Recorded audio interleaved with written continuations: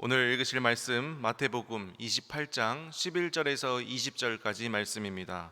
마태복음 28장 11절에서 20절까지 말씀입니다. 제가 읽고 마지막 절 다 같이 합독하도록 하겠습니다. 여자들이 갈 때 경비병 중 몇몇이 성에 들어가 모든 된 일을 대제사장에게 알리니 그들이 장로들과 함께 모여 의논하고 군인들에게 돈을 많이 주며 이르되 너희는 말하기를 그의 제자들이 밤에 와서 우리가 잘 때에 그를 도둑질하여 갔다 하라.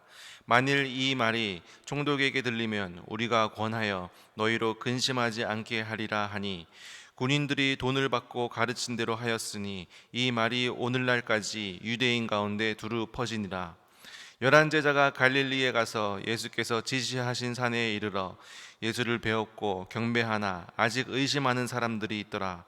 예수께서 나와 말씀하여 이르시되 하늘과 땅의 모든 권세를 내게 주셨으니 그러므로 너희는 가서 모든 민족을 제자로 삼아 아버지와 아들과 성령의 이름으로 세례를 베풀고, 마지막 절 다 같이 읽겠습니다. 내가 너희에게 분부한 모든 것을 가르쳐 지키게 하라. 볼지어다 내가 세상 끝날까지 너희와 항상 함께 있으리라 하시니라. 아멘. 천주교와 기독교의 그 예배 분위기 차이점이 있습니다. 천주교는 뭔가 예배를 드릴 때 굉장히 엄숙하고 경건한 분위기에서 예배를 드리고, 또 우리 기독교, 우리 교회는 우리 또 때로는 이렇게 승리를 또 찬양하면서 또 기쁨으로 우리가 예배를 드립니다. 그 차이점이 뭐냐면 강조하는 것이 다르기 때문입니다. 천주교는 이 죄, 그리고 또 예수 그리스도의 십자가의 고난에 대해서 이렇게 강조를 합니다. 그래서 이제 보속이라고 해서 그 예배 자체의 의미가 죄에 대한 대가를 치른다라는 이런 조금 예수님의 십자가 사건을 조금 강조하는 것이 천주교의 예배의 분위기라면, 우리 기독교는 반대입니다. 우리 예수 그리스도의 십자가의 부활에 대해서 우리는 강조를 합니다. 그렇기 때문에 부활의 기쁨, 또 부활의 감사, 그래서 우리가 예배 시간에 전에 찬양할 때 박수 치면서 찬양을 하기도 하고, 또 기쁜 마음으로, 감사한 마음으로 이렇게 예배를 드립니다. 죄에 대한 인식 또한 조금 다른데, 천주교에서는 이 죄를 대죄, 소죄, 그래서 큰 죄, 작은 죄. 큰 죄는 구원을 취소시킬 만한 큰 죄를 대죄다. 그리고 구원이 끊기지는 않지만 하나님과의 관계가 멀어질 수 있는 작은 죄들, 거짓말이라든지 게으름이라든지 이런 죄들을 소죄, 이렇게 분류해 놓습니다. 그리고 이 죄에 대해서 또 고해성사, 사제들에게 가서 죄를 고백함으로써 은총의 상태에 이르게 된다. 이제 죄에 대한 이런 인식이 있지만, 우리는 어떻습니까? 예수 그리스도의 십자가, 예수 그리스도께서 십자가에서 흘리신 물과 피, 그 십자가의 사건으로 우리의 죄가 깨끗하게 해결되어지는 것. 그렇기 때문에 우리는 회개하고, 그렇기 때문에 우리는 그것에 대한 죄의 해결에 대한 감사함과 기쁨, 또 천국을 소망할 수 있는 의로운 자로 나아갈 수 있는 근거가 바로 십자가에 있기 때문에, 우리가 이 십자가를 바라볼 때는 감사와 기쁜 마음이 크다라는 것입니다. 그래서 우리는 어제죠, 우리가 이제 부활주의를 통해서 그 예수 그리스도의 부활에 대해서 우리가 또 한 번 더 묵상을 하고, 또 우리가 기쁜 마음으로 이 부활주의를 보냈습니다. 자, 그렇다면 이 부활절이 끝난 후에 우리 부활을 우리가 직접 믿고 우리가 체험하고, 이제 이후에 우리가 어떠한 삶을 살아야 하는가에 대한 질문에 대해서 오늘 말씀이 답을 합니다. 어떠한 삶을 우리가 살아가야 하는가? 바로 제자, 예수 그리스도의 제자의 삶을 살아야 한다라고 오늘 본문 말씀은 이야기하고 있습니다. 오늘 11절 이렇게 처음 시작합니다. 제가 읽어보겠습니다. 여자들이 갈 때 경비병 중 몇이 성에 들어가 모든 된 일을 대제사장들에게 알리니, 여자들, 막달라 마리아와 또 다른 마리아입니다. 모든 된 일을 대제사장에게 알렸다, 이렇게 기록되어 있는데, 모든 된 일은 바로 예수 그리스도의 부활의 사건입니다. 막달라 마리아와 또 다른 이 마리아, 두 여인이 새벽에 이 예수님의 무덤을 보러 갑니다. 그런데 갑자기 큰 지진이 막 일어나고 또 이제 천사가 이제 하늘에서 내려와서 그 무덤에서 있는 돌을 밀고 그 위에 앉아 있는 겁니다. 그 천사의 형상은 하얀 옷을 입고 그리고 또 번개 같은 모습으로 이렇게 앉아 있는 것이죠. 그래서 그 무덤을 지키던 경비병들은 지진도 일어나고 천사의 모습을 보니까 오늘 성경에 보니까 놀라서 죽은 자처럼 됐다, 이렇게 성경은 기록하고 있습니다. 그때 천사들이 이 두 여인에게 이야기하는 것입니다. 너희는 무서워하지 말라. 너희는 무서워하지 말라. 너희가 예수를 찾는 줄을 내가 안다. 예수님께서 말씀하시던 대로 살아나셨느니라.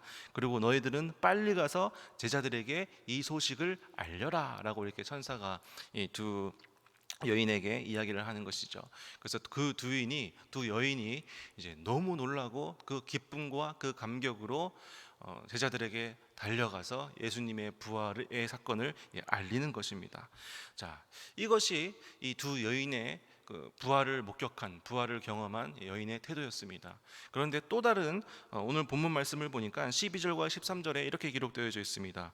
그들이 장로들과 함께 모여 의논하고 군인들에게 돈을 많이 주며 이르되 너희는 말하기를 그의 제자들이 밤에 와서 우리가 잘 때 그를 도둑질하여 갔다 하라.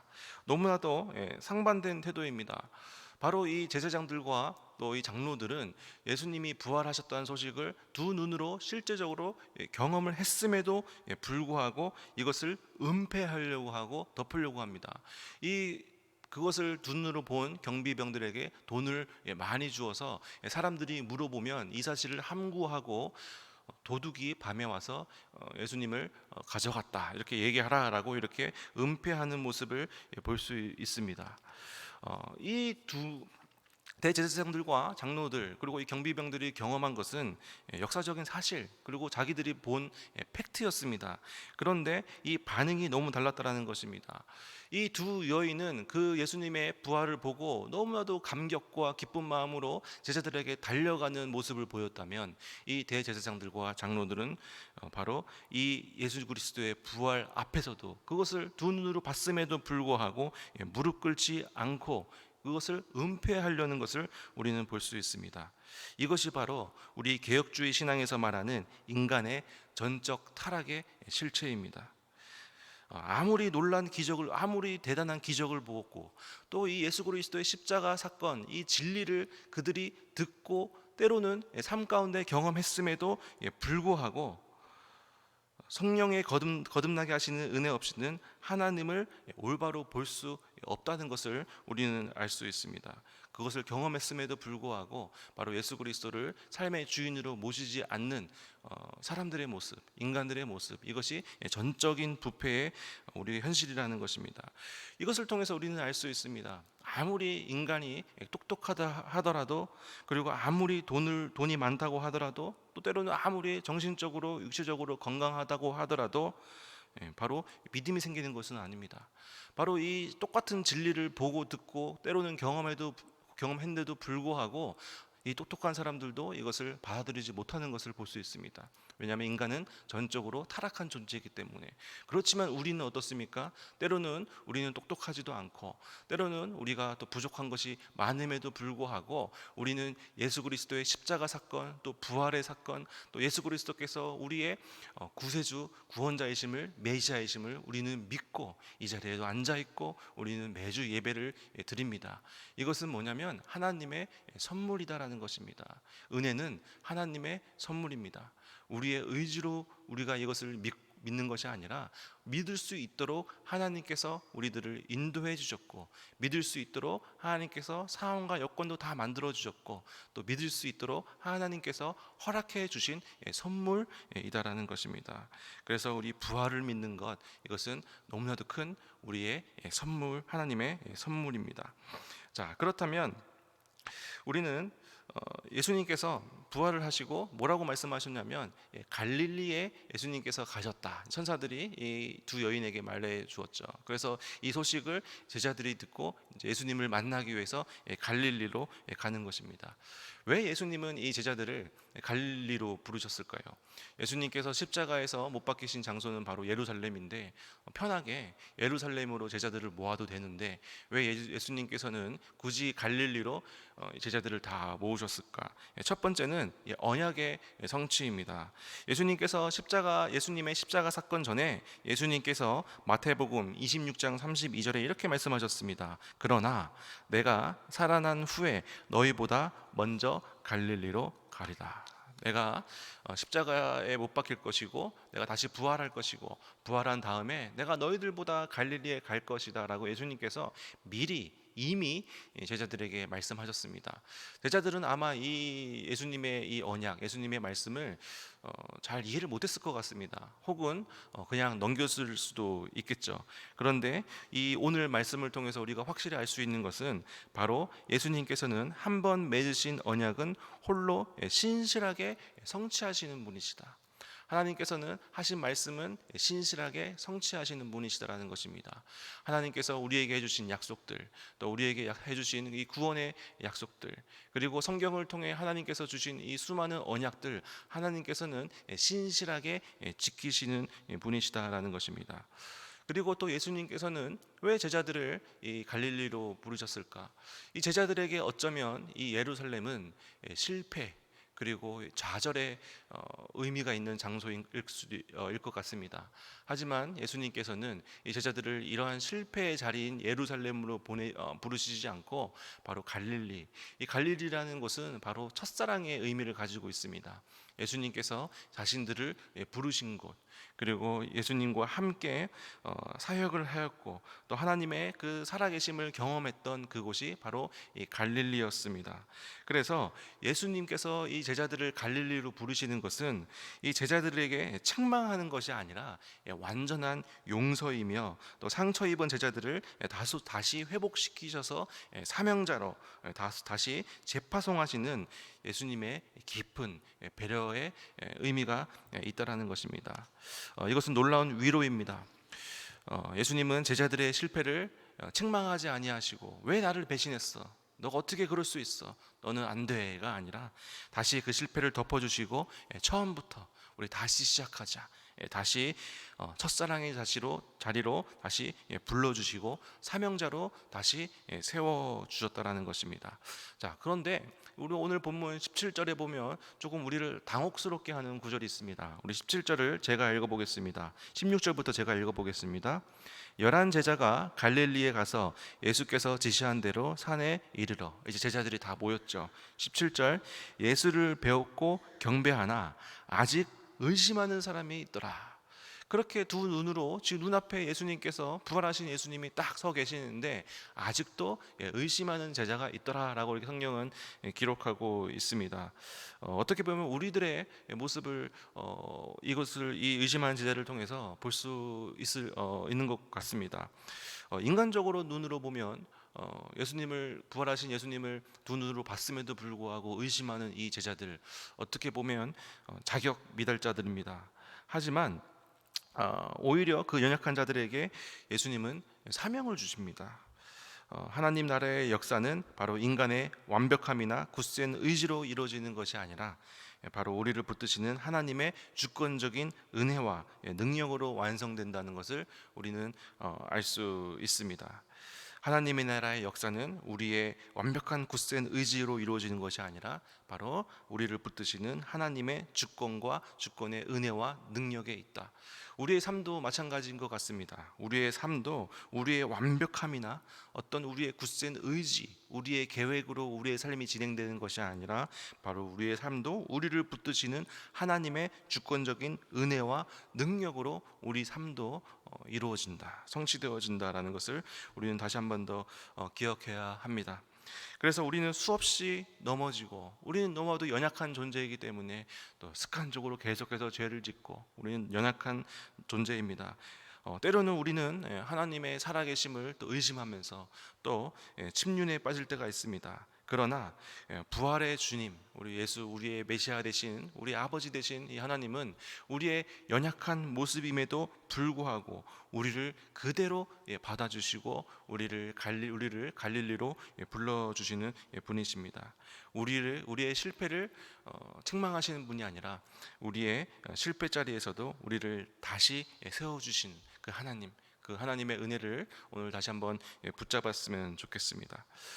예수님께서 우리에게 이렇게 말씀하십니다. 오늘 본문 20절, 내가 너희에게 분부한 모든 것을 가르쳐 지키게 하라. 볼지어다 내가 세상 끝날까지 너희와 항상 함께 있으리라. 예수님께서 우리에게 해주시는 말씀입니다. 항상 너희와 함께 있으리라. 이것은 우리의 임마누엘의 보증입니다. 여러분, 이제 마태복음이 이제 마무리가 됐는데 마태복음 1장에 어떻게 시작이 됩니까? 임마누엘, 하나님이 우리와 함께 계신다라는 선포로 마태복음 1장이 시작됩니다. 그리고 마태복음 28장, 우리 오늘 마지막은 어떻게 끝나냐면 내가 항상 함께 있으리라라는 이 웅장한 약속으로 끝을 맺습니다. 바로 이것이 성도의 견인입니다. 하나님께서는 우리를 한 번 부르시고 그리고 우리를 고아와 같이 내버려 두시는 분이 아니시더라는 것입니다. 하나님께서는 우리를 한 번 부르시고 우리의 연약함을 보시고 우리를 책망하시거나 버려두시는 분이 아니라 성도의 견인, 끝까지 우리를 지켜주시고 보호해주시고 인도해주시고 마침내 구원의 완성에 이르도록 우리를 친절하게 이끄시는 분이 바로 그 하나님이시다라는 것입니다. 그래서 우리 삶 가운데 어려움이 있을 때 우리는 하나님의 주권적인 은혜, 하나님의 섭리를 우리는 계속해서 붙잡아야 될 줄로 믿습니다. 지금은 때로는 이해할 수 없는 일들, 어려운 일이 있지만 하나님은 우리를 고아와 같이 내버려 두시는 분이 아니라 끝까지 마침내 구원의 완성에 이르도록 이끌어 주시는 분이시구나. 우리 한번 다시 붙잡았으면 좋겠습니다. 자, 그리고 그 다음에 이제 굉장히 유명한 말씀이죠. 예수님께서 부활을 경험한 너희들 이렇게 살아라라고 말씀하시는 것이 지상 명령입니다. 제가 읽어보겠습니다. 19절 20절입니다. 그러므로 너희는 가서 모든 민족을 제자로 삼아 아버지와 아들과 성령의 이름으로 세례를 베풀고 내가 너희에게 분부한 모든 것을 가르쳐 지키게 하라. 볼지어다 내가 세상 끝날까지 너희와 항상 함께 있으리라 하시니라. 너희는 가서 모든 민족을 제자로 삼아라. 여기서 많은 동사가 나오지만 본 동사는 하나입니다. 너희는 제자로 삼아라. 우리가 예수 그리스도의 제자로서의 삶을 살아야 한다는 것을 오늘 본문을 통해서 우리가 알 수 있습니다. 예수 그리스도의 제자가 되어야 된다는 것이죠. 제자가 된다는 것은 또 다른 의미로 어떤 의미입니까? 스승이 있다라는 뜻입니다. 우리의 스승 되시는 분이 바로 예수 그리스도입니다. 제자는 어떤 사람입니까? 스승에게서 배우고 스승에게서 듣고 보고 그리고 스승이 시키는 것을 그대로 하는 것이 제자입니다. 스승이 시켰는데 내 생각대로 하거나 반대로 한다 그러면 그 제자는 올바른 제자가 아닙니다. 그래서 제자의 역할, 제자가 마땅히 해야 할 일은 스승이 시킨 것을 그대로 듣고 배우고 지켜서 행하는 것. 우리도 그렇게 삶을 살았으면 좋겠습니다. 우리의 생각과 뜻이 있죠. 살다 보면 우리의 계획도 있습니다. 그런데 참된 제자는 우리의 생각과 뜻을 다 내려놓고 예수님께서 시키신 것, 예수님께서 하신 것, 그것을 보고 듣고 배우고 그대로 하는 것. 이 말씀 가운데 있는 이 말씀을 우리가 그대로 지키고 그리고 우리가 또 예수님의 또 행적들, 또 말씀 가운데 있는 예수님의 말씀을 그대로 믿고 지키는 것, 이것이 부활을 경험한 우리들, 기쁜 마음과 감사한 마음으로 나아가는 우리들의 앞으로의 평생의 태도라는 것입니다. 우리가 그렇게 살았으면 좋겠습니다. 세례를 베풀라. 삼위일체이신 아버지와 아들과 성령의 이름으로 우리는 세례를 베풀어야 됩니다. 아버지와 아들의 성령의 이름으로 굉장히 중요한 것 같습니다. 우리 신앙의 핵심입니다. 정말 우리가 많은 이 세상 가운데 거짓 복음과 또 거짓 또 진리들이 있습니다. 그럼에도 불구하고 우리는 아버지와 아들과 성령의 이름을 우리는 붙잡으면서 나아가야 됩니다. 그리고 우리는 가르쳐 지키게 해야 됩니다. 우리는 또한 가르치는 사명 또한 받았습니다. 우리 주변에 정말 하나님의 사랑을 알지 못하는, 예수 그리스도의 십자가의 복음을 알지 못하는 수많은 또 영혼들이 우리 주변에 있습니다. 우리 그 영혼들에게 이 십자가의 복음을 전하고 가르치는 사명, 우리가 우리 삶 가운데서 잘 감당해야 될 줄로 믿습니다. 또 가르치기만 하면 됩니까? 안 되죠. 어떻게 해야 되죠? 지켜야 됩니다. 이 말씀을 그대로 잘 지키는 저희들 되었습니다. 저희들 되었으면 좋겠습니다. 그래서 오늘 말씀을 마무리하도록 하겠습니다. 우리들의 갈릴리는 바로 어디입니까? 혹시 실패와 좌절 속에서 의심하면서 머뭇거리고 있을 때에 우리를 부르시고 우리를 회복시켜 주시고 우리에게 다시 사명을 허락하시는 그 예수 그리스도의 그 사랑, 우리를 끝까지 견인해 주시는, 마침내 구원을 완성해 주시는 그 하나님의 사랑을 붙잡고 다시 회복의 자리로 저희들이 나아가기를 원합니다. 그리고 바로 제자로서의 삶을 또 살아내는, 또 말씀을 지키며 살아가는 저희들 되었으면 좋겠습니다. 기도하겠습니다. 사랑과 은혜가 많으신 하나님 아버지, 사망 권세를 깨뜨리시고 부활하셔서 하늘과 땅의 모든 권세를 가지신 주님 하나님, 영광 올려드립니다. 세상은 여전히 거짓으로 진리를 가리려 하지만 저희가 변함없는 부활의 복음을 위하여 굳게 서게 하여 주시옵소서. 실패와 연약함 가운데 빠져있는 제자들을 갈릴리로 부르시고 사명으로 회복시켜 주신 것처럼 우리 무너진 삶의 자리도 신이 찾아오셔서 다시 일어설 새 힘과 은혜를 허락하여 주시옵소서. 모든 민족에게 그 예수 그리스도의 말씀을 가르쳐 지키는 지상명령에 끝까지 충성하는 저희들, 그러한 교회 될 수 있도록 은혜를 베풀어 주시옵소서. 이 모든 말씀 예수님의 이름으로 기도드립니다. 아멘.